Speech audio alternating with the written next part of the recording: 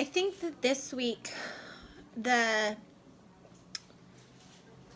discussion topic for me was a little bit more personal because I'm able to see some of these statistics in play already, and I think that for data, it's something that impacts students so drastically. I'm not a huge fan of standardized testing, but I understand the reasons for it and the necessities for it. However, I feel like it skews students' ability levels, and the data is not always accurate.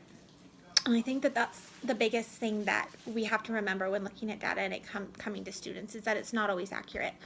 Um, and I think that using data to track where students are based on an ability level inside the classroom in a non-testing format is probably the biggest key takeaway that anybody could have from this week, and especially myself.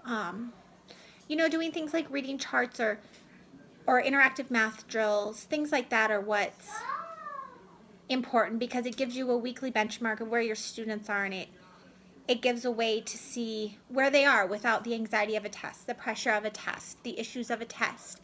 And it is data and it's things that are collected, but it's not skewed. It's not something that's standardized. That's the same for every single student in every single grade level of every single school. It's unique to your classroom and your students based on their abilities.